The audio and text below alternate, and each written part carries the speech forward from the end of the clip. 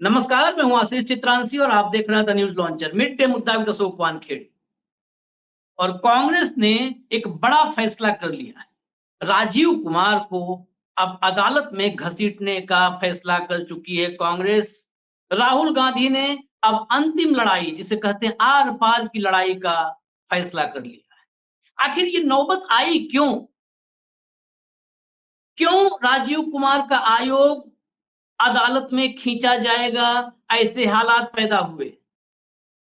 जिस आयोग में टीएन शेषन कभी बैठे थे, जिस आयोग की प्रतिष्ठा इतनी थी कि राजनेता भी टीएन शेषन के दौर में एक बार टीएन शेषन की जुबान खुलती थी तो हिल जाते थे।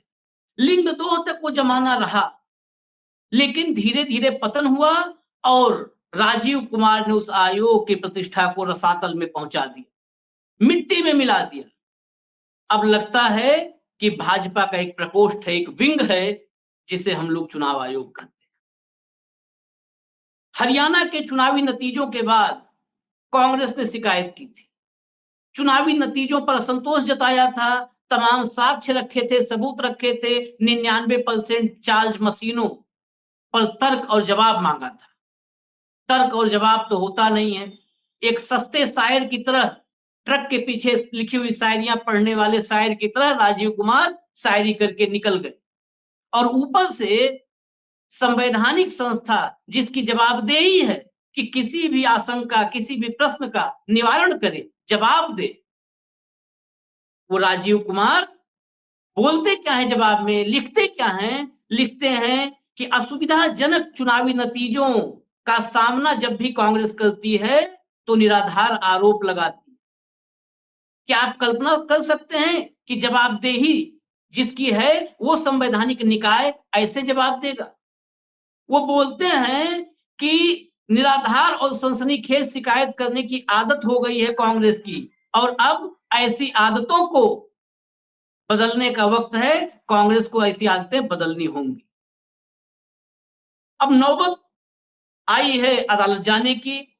9 लोगों के दस्तखत से एक लेटर भेज दिया है और कांग्रेस ने कहा है कि चुनाव आयोग ने खुद को क्लीन चिट दे दी, लेकिन ईसीआई के प्रतिक्रिया के लहजे और भाव, इस्तेमाल की गई भाषा और पार्टी के खिलाफ लगाए गए आरोपों ने उसे जवाब देने के लिए मजबूर किया है। अब कानूनी विकल्प अपनाने के अलावा कांग्रेस पार्टी के पास कोई और रास्ता नहीं है। इसमें 9 बड़े नेताओं के दस्तखत है। चर्चा में भाऊ को जोड़िए फटाफट, कंट्रोल रूम। भाऊ, स्वागत है आपका। ये राजीव कुमार क्या अब कानूनी लड़ाई के जरिए इस संवैधानिक निकाय को बचाया जा सकता? पहला सवाल तो यही है, क्या उम्मीद है? कांग्रेस तो जा रही है, कांग्रेस तो पहले गई थी जब राजीव कुमार के आयोग में, तब भी हमने सवाल किया था कि आप किसके दरवाजे पर जा रहे हो इंसाफ मांगने, किसके दरवाजे पर जा रहे हो? अब वो दरवाजा बंद हुआ तो उस दरवाजे की, उस घर की शिकायत लेकर के आप न्यायपालिका में जा रहे हो। क्या उम्मीद है कि ये संवैधानिक निकाय बचेगा? या ये निकाय जेबी हो जाएगा, सत्ताधारी दल का जेबी हो जाएगा, उसकी पॉलिटिकल उसका एक विंग बन के रह जाएगा? देखिए आशीष, जो बात हम कह रहे थे वो कांग्रेस पार्टी भी जान रही थी कि चुनाव आयोग ऐसा ही कहेगा। लेकिन जब आप न्यायालय में जाते हो तो न्यायालय पहली बार पूछता है कि क्या आपने चुनाव आयोग में शिकायत की? क्या आपने चुनाव आयोग को शिकायत करती, चुनाव आयोग आता का निवारण करते, आपको कोर्ट में आने की जरूरत नहीं थी। आज चुनाव आयोग ने जो 1800 पन्नों का रिप्लाई दिया है, वो रिप्लाई बहुत ही वाहियात और नकारा है। वो नसीहत दे रहे हैं कांग्रेस को कि आपको सुधरने का समय है। इसका मतलब राजीव कुमार का बस चले तो कांग्रेस चुनाव ही नहीं लड़े, कोई राजनीतिक दल चुनाव नहीं लड़े, क्योंकि यदि कल चुनाव में कोई भी नतीजे आते हैं और मशीनों पे सवाल उठता है तो उसका निराकरण, आपने जो बैटरी का सिस्टम पे जो निराकरण दिया, वो किसी भी साइंस के टीचर्स को भी पूछो तो वो हंसता है उस पर। सवाल है, यदि आपके पास ऐसी बैटरी है तो इसका पेटेंटिंग कर लेना चाहिए चुनाव आयोग को, ताकि विश्व में हम सबसे बड़े एक्सपोर्टर हो सकते हैं ऐसे बैटरी का, जो जुगाड़ उन्होंने बताया। अच्छा, वो उन्हीं सिलेक्टेड मशीन पे ही क्यों बैटरी 99.9% चार्ज थी, बाकी जगह 60-70% कैसी चार्ज हो जाती है? वहां उनका जुगाड़ क्यों नहीं काम करता? जिन मशीनों की बैटरी चार्ज हुई 90% वहीं क्यों बीजेपी को सीटें ज्यादा मिलते, वोट ज्यादा मिलते हैं? ये संयोग नहीं है, ये हर जगह हुआ है। तो ये एक षड्यंत्र के तहत हुआ, एक प्लानिंग के तहत हुआ, एक सिस्टम के तहत हुआ। और ये सवाल पूछना मतलब अच्छा हुआ कि उस युग में, रामायण के सतयुग में ये लोग थे नहीं। नहीं तो धोबी के सवाल उठाने पे राम जी ने सीता को त्याग दिया, ऐसी एक कहानी है। यदि उनके जगह होता तो वो धोबी को पूछते कि तेरी क्या औकात, तू कौन बताने वाला, हम्म। तेरी पत्नी खूबसूरत नहीं इसलिए मेरे से जलता है। ऐसे 10 सवाल पूछते। लेकिन हम चुनाव आयोग से जवाबदेही का अपेक्षा नहीं करते। जो सरकार का भोंपू बना हो उससे अपेक्षा की कैसे की जा सकती? जिसे झारखंड में तो डीजीपी बदलने की जरूरत महसूस होती है क्योंकि हम्म। बीजेपी विपक्ष में है, और जहां बीजेपी सत्ता में है वहां विपक्ष के कहने पे भी डीजी बने रहते हैं महाराष्ट्र में। फिर उसके लिए उनके कारण होते हैं।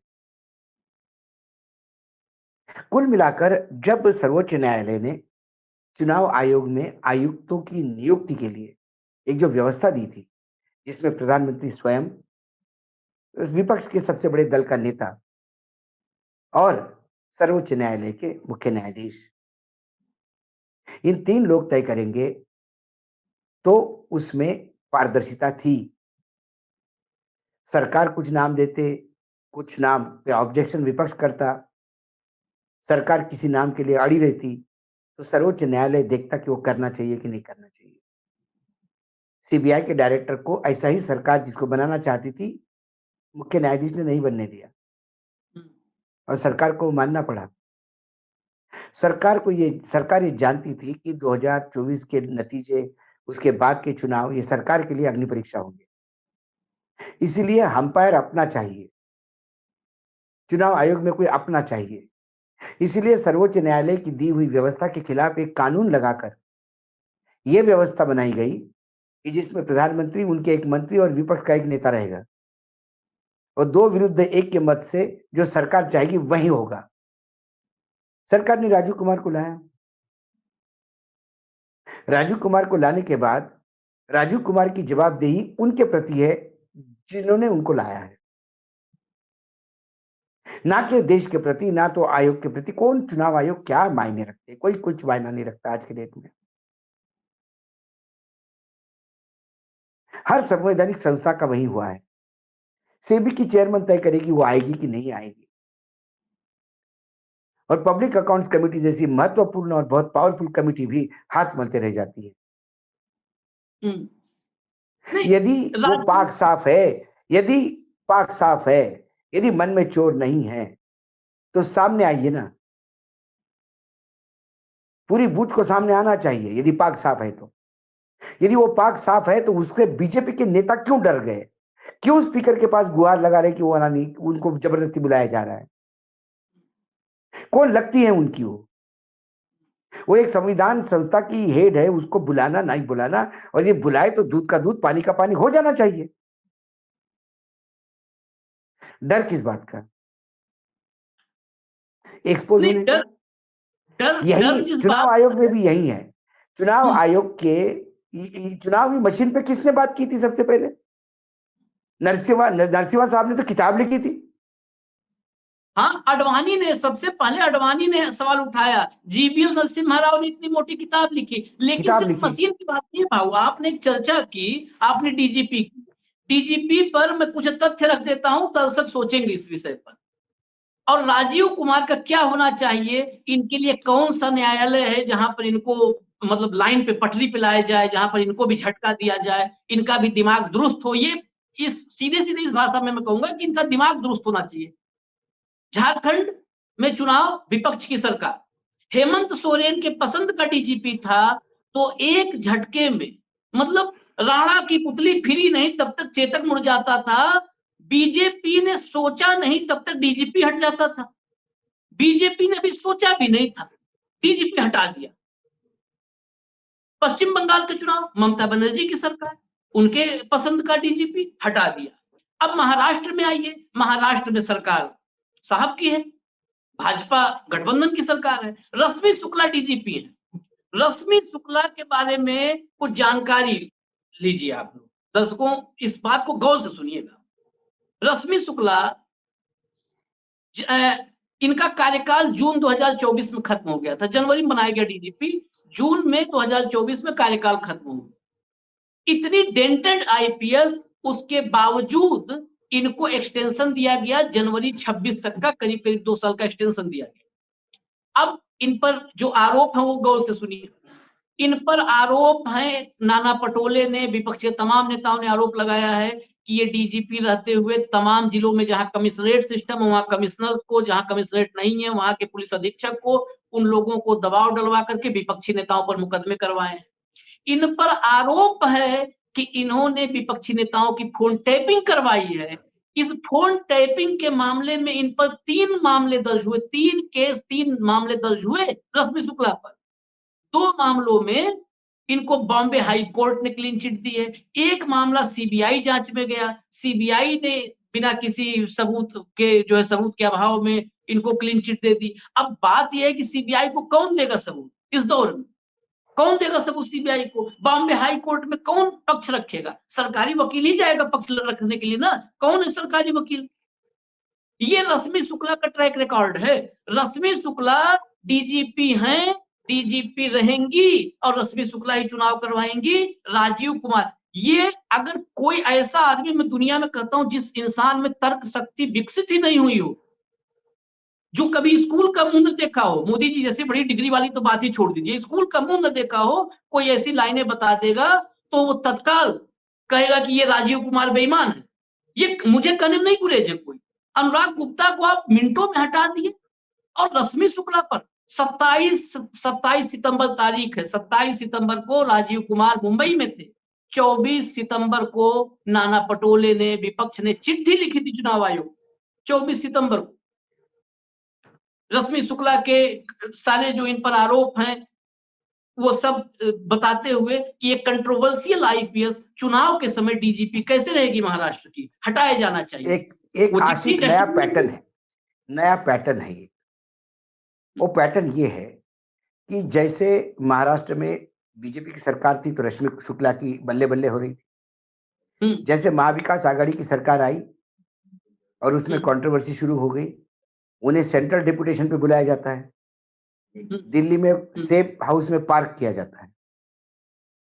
जैसे वापस वहां पे एनडीए की सरकार आती है 2.5 साल बाद, फिर से उनको महाराष्ट्र कैडर भेजा जाता है। तो ये एक सोची समझी नई प्लानिंग सिस्टम हो गई है ब्यूरोक्रेट को यूज करने की। ब्यूरोक्रेट को खुल के यूज करो और वो कहे कि साहब राज्य में सरकार बदली तो मेरा क्या होगा? अरे दिल्ली भेज देंगे आपको, दिल्ली में ऐश करिए, कुछ दिन आराम से रहिए, जैसे वापस हम आएंगे फिर वापस से आ जाना। तो हम क्रिमिनल्स का सुनते थे कि दिल्ली में गुनाह करके वो तुरंत यूपी भाग जाते हैं, बॉर्डर लगी हुई तो, और फिर यूपी से वारदात करने आते हैं। ये ऐसे ही अधिकारी वारदात करने महाराष्ट्र आते हैं लोकतंत्र के साथ, और फिर ये वापस चले जाते हैं सेंट्रल डेपुटेशन पे। ये मजाक लगा के रखा है। तो कुल मिलाकर अधिकारियों का दुरुपयोग करना, चुनाव आयोग तो पूर्ण रूप से बीजेपी का ही एक प्रकोष्ठ हो चुका है।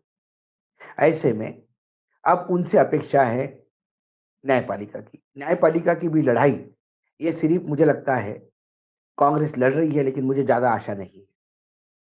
अब मुझे न्यायपालिका से भी आशा नहीं है, क्योंकि हमारे न्यायाधीश जिस दिन भगवान के सामने बैठ के ध्यान लगा के न्याय के बारे में सोच रहे हैं, उस दिन संविधान, कानून, धाराएं ये कोई मायने नहीं रखती। अब पता नहीं मुख्य न्यायाधीश फिर भगवान के सामने बैठ के पूछेंगे कि मैं क्या करूं। वो कहेंगे, और उनको जैसा ज्ञान प्राप्त होता है बोधि के नीचे भगवान बुद्ध को, वैसे हमारे न्यायाधीशों को आजकल भगवान के सामने, भगवान की मूर्ति के सामने न्याय प्राप्त होता है, और फिर दूसरे दिन आके न्याय लिखते हैं। तो मुझे भी उनसे कोई उम्मीद नहीं है, लेकिन हाँ, लड़ाई जारी रखनी चाहिए। जनता तक ये बातें होनी चाहिए। जनता तक ये समस्या समझनी चाहिए और जनता बैटरी की बात बहुत अच्छी तरह समझती है, क्योंकि आजकल हर दूसरा आदमी मोबाइल यूज़ करता है। हम्म। उसके पता है उसकी मोबाइल की बैटरी कैसी फटाफट खत्म होती है और सारा प्रॉब्लम ही चार्जिंग का है। आप रेलवे स्टेशन पे जाओ चार्जिंग पॉइंट लोग ढूँढते हैं, ट्रेन में जाओ चार्जिंग पॉइंट ढूँढते हैं। आजकल बसों में चार्जिंग पॉइंट मिल रहे हैं।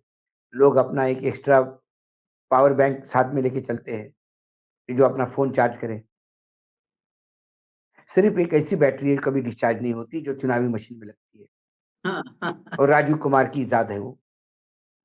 क्या कर सकते हैं उसको? बैटरी है कि डिस्चार्ज ही नहीं होती। और जब विपक्ष मुझे तो राजीव कुमार जी उसके बारे में क्या कहेंगे? जब अखिलेश ने पार्लियामेंट में कहा कि 80 की 80 सीटें जीतने के बाद भी मैं मशीन के खिलाफ बोलूँगा। हाँ। उसका क्या जवाब है? और आपको यदि लगता है कि पूरा देश में एक सारे लोग, सारे विपक्ष यही कह रहा है कि मशीन, मशीन, मशीन, तो एक चुनाव बैलेट से ही करवा लीजिए। क्या जाता है बैलेट से चुनाव करवाने में? कोई नई टेक्नोलॉजी तो नहीं है। टेस्टेड एंड यूज्ड टेक्नोलॉजी है, उसी पे करवा लीजिए। लेकिन आप चैलेंज लेने में क्यों आगे नहीं बढ़ते?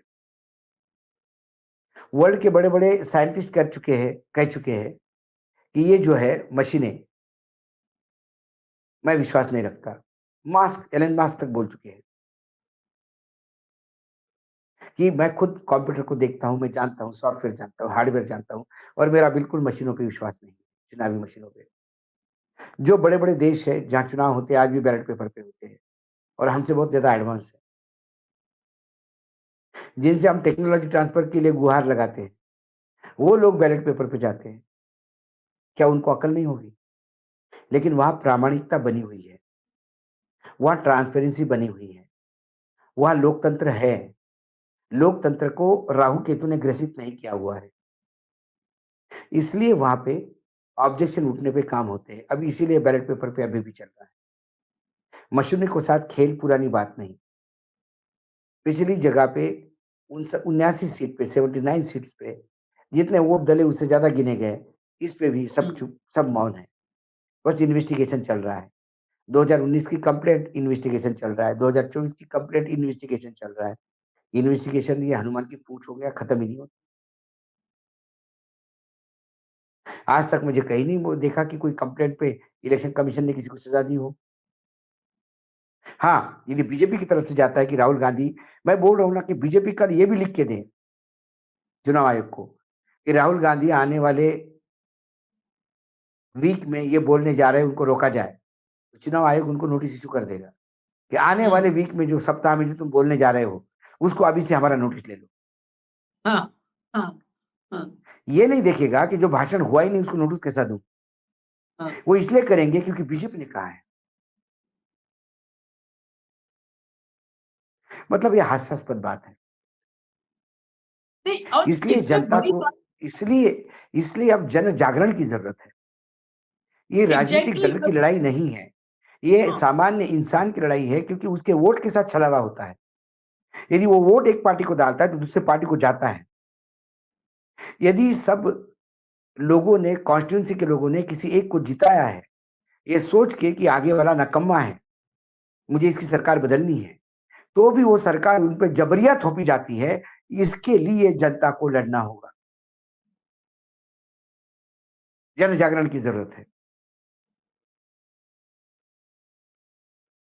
नहीं, क्योंकि वो ये 1800 एक पन्नों का रिपोर्ट कोई मायना नहीं रखता और इसके उस बाद कांग्रेस के पास कोई इसके सिवाय कांग्रेस के पास कोई जगह भी नहीं है। वो 1800 पन्नों का जो रिपोर्ट है, जो कांग्रेस को कटघरे में खड़ा कर देता है बिना वजह। या नहीं, एक एक राजीव कुमार कहे कि ये कांग्रेस आज गलत कर रही है। एक ज़माने में ये काम अडवाणी जी करते थे, आज आप कर रहे हो। ये बोले, हिम्मत है तो। नहीं, भाऊ ये उससे बोले अलग नरसिम्हा है। की किताब एक बोगस डॉक्यूमेंट है, बोले। नहीं, मैं ये कह रहा कि ये तो बोलने का हक नहीं है। ये सवाल बड़ा है कि राजीव कुमार जहां बैठे हैं उनका काम ही है जवाब देना।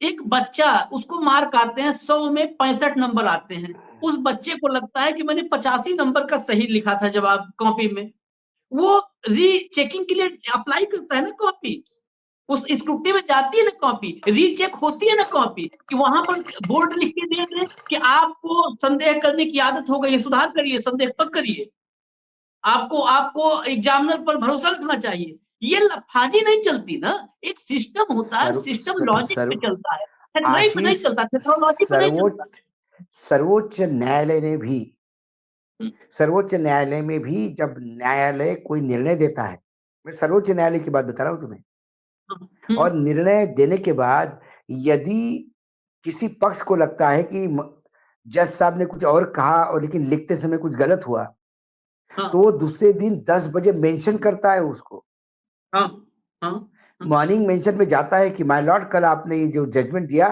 कल आप जब बोल रहे थे तो मैं ये समझा, लेकिन मैंने ये कॉपी में पाया। तो जज या तो उसको रेक्टिफाई करता है या उसको क्लेरिफिकेशन करता है। हम्म, सर्वोच्च न्यायालय में भी ये सुविधा है। तो नहीं, इनको क्या है, ये तो डॉक्यूमेंट ऐसा लगता है कि बीजेपी के कार्यालय में टाइप होकर इनकी सिग्नेचर ली गई है। ये तो एक राजनीतिक दल का दूसरे राजनीतिक दल पे कटाक्ष है। हाँ, ये पूछे गए सवालों के जवाब तो नहीं है। नहीं, न्यायिक व्यवस्था में ही भाऊ, न्यायिक व्यवस्था है, न्यायिक व्यवस्था में अगर राजीव कुमार के जवाब को इंप्लीमेंट किया जाए तो फिर अदालतों के जो लेयर हैं, सेशन कोर्ट है, हाई कोर्ट है, सुप्रीम कोर्ट है, सब खत्म। सेशन कोर्ट ने फैसला कर दिया, किसी को गुनाहगार बता दिया कि ये दोषी है, वो हाई कोर्ट जा ही नहीं सकता है, क्योंकि आपको फैसला सुना दिया गया है, आप संदेह करने की आपको आदत हो गई, आप हाई कोर्ट जा रहे हो, कैसे जाओगे हाई कोर्ट? हाँ, संदेह नहीं बिल्कुल करेंगे बिल्कुल आप बिल्कुल। फैसले, अरे क्यों नहीं करेंगे संदेह? संदेह करेंगे तो हाई कोर्ट है हमारे पास, वहां जाएंगे, ये हाई कोर्ट पर भी संदेह होगा, सुप्रीम कोर्ट जाएंगे। प्रिंसिपल ऑफ नेचुरल जस्टिस के खिलाफ है। नैसर्गिक न्याय का जो एक प्रचलन है, उसके खिलाफ है ये। लेवल फील्ड प्लेन फील्ड नहीं देते आप। क्या चुनाव आयोग ये बताए कि बीजेपी के उम्मीदवार से कितना पैसा अभी तक जब्त हुआ है? हम्म, क्या बीजेपी के नेता चुनाव में पैसा नहीं खर्चा करते?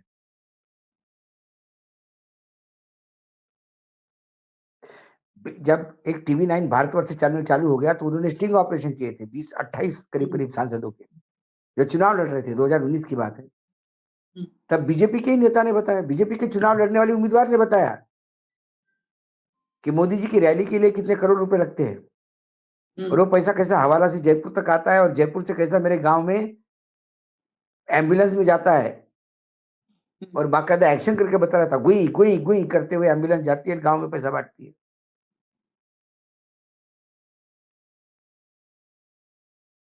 ये जब सारी बातें हुई तो पैसा तो सभी राजनीतिक दलों को लगता है, चुनाव में इस पैसा का बिल्कुल भयानक यूज है, लेकिन पकड़ा क्यों जाता है सिर्फ विपक्ष का? सत्ता पक्ष के नेताओं की चौपर उतरते हैं, उसमें से बैग उतरता है। लोकसभा में कोल्हापुर में इतने लोगों ने कंप्लेंट की कि भाई नेता आते हैं चौपर से बैग उतरते हैं, कोई देखने वाला नहीं, बोलने वाला नहीं। और राहुल गांधी का चौपर 3 बार चेक होता है। हम्म, बाकी नेताओं का कभी चौपर चेक हुआ क्या? जरा बताएं चुनाव आयोग। तो ये लेवल प्लेइंग फील्ड है ही नहीं। ये वो क्रिकेट मैच है जिसमें अंपायर ही आपका है। आपके टोटल 12 प्लेयर खेल रहे हैं, 11 आपके प्लेयर है और एक अंपायर। जो विपक्ष की टीम आउट नहीं हुई तो भी आउट देता है, और आपने आउट होने करने पे भी आउट नहीं करार देता, और वो बोलता है कि देखो मैच जीत ली। ये लोकतंत्र नहीं है, और ये संविधान के अनुरूप कार्य नहीं हो रहा है। लेकिन एक इसके लिए एक आवाज 30 उठानी सेकंड, होगी। 30 सेकंड का इसी पर आवाज उठाने को आपने कहा, 30 सेकंड का आखिरी सवाल है ये। अ, गांधी के आदर्शों पर खड़ी हुई पार्टी है, भले आदर्शों पे हो ना हो, लेकिन खड़ी तो वहीं से हुई थी। गांधी बनी गांधी के आने से पहले 1885 में बन गई थी, लेकिन गांधी आत्मा है कांग्रेस की। अगर गांधी आत्मा है तो ये कांग्रेस ट्वीट से, चिट्ठी से कब तक लड़ाई लड़ेगी? क्यों नहीं गांधी के रास्ते पे जाकर के असहयोग, सविनय अवज्ञा, ये रास्ते वो हैं, गांधी के रास्ते हैं। क्यों नहीं इस राजीव कुमार के खिलाफ या जो भी संस्थाओं को जेबी बना लिया है क्या कहा भाजपा ने, सत्ताधारी दल आशीष, ने, क्यों नहीं सविनय अवज्ञा होती? आशीष क्यों नहीं भाई, असहयोग? उस हाँ। कांग्रेस में एक राहुल गांधी छोड़े जो रास्ता नापने के लिए तैयार है, रास्ते का संघर्ष करने के लिए तैयार है। बाकी लोग कहाँ हैं? बाकी लोग एयर कंडीशन चेंबर से बाहर आने के लिए तैयार है क्या? मुझे बताइए, कौन सा जनरल सेक्रेटरी एक आम कार्यकर्ता के घर जाके रहता है? ये क्यों 5 स्टार होटल के नीचे नहीं उतरते हैं?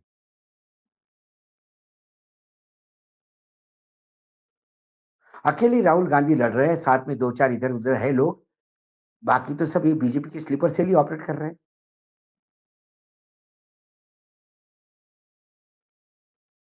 इसीलिए चुनाव दर चुनाव कांग्रेस हार रही है। मशीद तो एक कॉज है, लेकिन कांग्रेस को अपने गरिमा भी झांकना होगा। कल राहुल गांधी रास्ते पे लड़ने आए तो कितने लोग उतरेंगे रास्ते पे? राहुल गांधी की पहली यात्रा बेहद सफल हुई, दूसरी यात्रा का क्या हश्र हुआ? किसने किया? ये लोग कतई राहुल गांधी को बड़ा होने नहीं देंगे। ये सबसे बड़ा राहुल गांधी को एक सर्जरी करनी होगी। आज मुझे बहुत अच्छा लगा कल खड़गे जी ने कहा कर्नाटक सरकार को, योजनाएं अनाउंस मत करिए यदि पैसे नहीं है आपके पास। कम से कम भारतवर्ष में एक तो ऐसा नेता पैदा हुआ जो कहता है कि भाई योजना पैसा बांटने के लिए नहीं करो, पैसा नहीं तो कर्जा मत लो। और उस पे नरेंद्र मोदी जी तंज कस रहे हैं कि बिना पैसे की योजना तैयार करते हैं। अरे आपने क्या किया? 54 लाख से 205 लाख करोड़ कर्जा ले लिया। करोड़ तो हटा दिया कर्ज। आपने कौन सा कर लिया? आप कौन सा अपने घर से पैसे ला रहे हो? इस देश को कर्जे के नीचे डुबा के इसको श्रीलंका बनाने के रास्ते पे लेके जा रहे हो, और आप खड़गे को बोल रहे हो। खड़गे में कम से कम इतनी प्रामाणिकता है।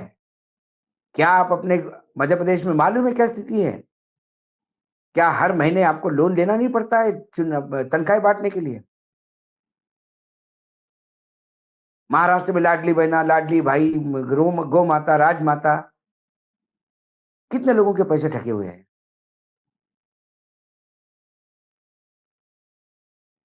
तो लेकिन वही तो प्रधानमंत्री के पास एक एक मैं मतलब मोदी जी के बारे में एक बात का मैं कायल हूं। मोदी जी जो खुद करते हैं उसको जोर जोर से चिल्ला चिल्ला के चिल्ला हाँ। चिल्ला के पूछते कि कौन ने किया, कौन ने किया, कौन ने किया, कौन ने किया। स्कूल में नहीं, एक आध लड़का बदमाश होता है, वो खुद ही किसी के पीछे सर पे मारता है, और किसी ने कंप्लेंट की तो खुद ही चिल्लाता है, भाई कौन मार रहा है, कौन मार रहा है, क्यों कर रहे हो ऐसे, क्यों कर रहे हो ऐसे? एक क्लास में ऐसे करने की दिया है?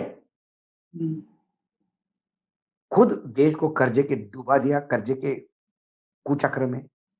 54 लाख करोड़ से 205 लाख करोड़, और ट्रिलियन इकोनॉमी का सपना दिखा रहा है आदमी। ट्रिलियन इकोनॉमी तो कर्जे से ही हो जाएगी। कर्जे से कर्जा ट्रिलियन वही है। इकोनॉमी में हो जाएगा। दरअसल और यदि किसी खड़गे ने, अरे आपने कहना था कि खड़गे जी ने एक अच्छी बात कही, राज्य तमाम भाजपा के मुख्यमंत्री इस बात को भी ध्यान रखे। आज भाजपा शासित राज्य कौन सा बिना कर्जे का है, बताइए मुझे। लेकिन खड़गे जी ने एक अच्छी बात की तो वो भी वो तंज के रूप में ले रहे हैं। दरअसल चलते चलते बस इतना कहेंगे कि खड़गे जी की बात पर सबसे पहले येदुरप्पा, सिद्धारमैया से पहले मोदी जी को दरवाजा बंद करके अंदर मंथन करना चाहिए था। खड़गे जी ने जो सबक येदुरप्पा, सिद्धारमैया को दिया था वो ज्यादा मोदी एंड कंपनी पर लागू होता है, लेकिन मोदी एंड कंपनी की तो फिलॉसफी ही है यवत जीवेत सुखम जीवेत ऋणम कृत्वा घृतम पिबेत। तो कर्जा लो घी पियो, जब तक जियो सुखी रहो, मस्त रहो। तो इस फॉर्मूले पे जीने वाले मोदी के लिए तो सब मौज का विषय है, मजे वो भी खड़गे साहब के बयान पर भी मजे ले रहे हैं। लेकिन आखिर में राजीव कुमार, ये जरूरी है, अगर आर पार की लड़ाई लड़ने का कांग्रेस ने फैसला लिया है तो जरूरी है, और आर पार की लड़ाई का अंत सिर्फ कांग्रेस को न्यायपालिका पर आर नहीं। पार की न्यायपालिका तक मुझे न्यायपालिका से भी ज्यादा उम्मीद नहीं है। हम्म। राहुल गांधी ये रस्ते पे आने वाली बात है, ये आम जन जागरण की बात है। रस्ते पे आना मतलब लोगों के बीच में जन जागरण, हाँ। असहयोग, ऐसे तमाम महात्मा गांधी के वो तमाम टूल्स को यूज करना होगा। उसके लिए राहुल गांधी को एक अपनी टीम तैयार करनी होगी। वर्तमान में जो टीम है, जो बीजेपी के पेरोल पे है, उनसे निजात पानी होगी। बस निजात पा जाएंगे, टीम अपने आप तैयार हो जाएगी, निजात पा तैयार हो जाएंगे, जाएगी। परजीवियों से, ये पैरासाइट से ये निजात पा ये जाएंगे। ये जो तथाकथित दलाल है, विपक्ष मतलब दूसरे पक्ष के दलाल जो बैठे हैं पार्टी में, ये हम्म, किसी नए लोगों को आने भी नहीं देते आने नहीं देते। और ये नसीहत सुनते भी नहीं। इनको आईना दिखाए तो बहुत बुरा लगता है। सवाल वो भी है। और हम बार-बार कहते हैं कि आईना मत साफ करो, चेहरा धो के आओ एक बार। जिस चेहरे पे भ्रष्टाचार, व्यभिचार से लेके तमाम चीज़ों के धब्बे लगे हुए हैं, आप उसको धो के आइए।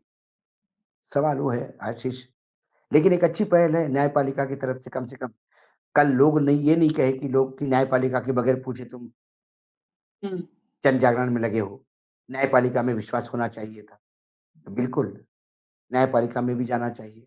न्यायपालिका देखिए कितना न्याय कर सकती है, क्योंकि ये न्याय कांग्रेस के साथ नहीं, ये न्याय इस देश के लोकतंत्र और संविधान के साथ होगा।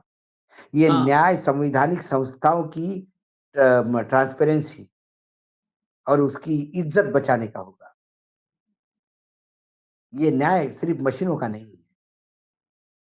ये बड़े प्रोस्पेक्ट में देखना होगा, बड़े कैनवास पे देखना होगा। ये मशीनों का न्याय ही नहीं है भाऊ, ये बिके हुए इंसानों का, बेगैरत इंसानों का न्याय है। बेगैरत इंसान का को ठिकाने पर लाने का ये पूरा संघर्ष है, और ये संघर्ष न्यायपालिका पर खत्म नहीं होता है। न्यायपालिका के बाद भी अगर लड़ाई लड़नी है तो न्यायपालिका के बाद भी लड़ाई लड़ी जाएगी, और लड़नी चाहिए। आप गांधी को मानते हैं, गांधी के आदर्शों को मानते हैं, तो गांधी के रास्ते पे चल के लड़िए। और कहा तो आप अगर अकेले भी पढ़िए, कारवां बनता जाएगा। बस अगल बगल जो कारवां बनने से रोक रहे हैं उनको रोक दीजिए, बस इजाजत दीजिए हमें। कल दोपहर फिर मिलेंगे हम मिड डे मुद्दा विद अशोक वानखेड़े में। देखते रहिए न्यूज लॉन्चर। नमस्कार। नमस्कार।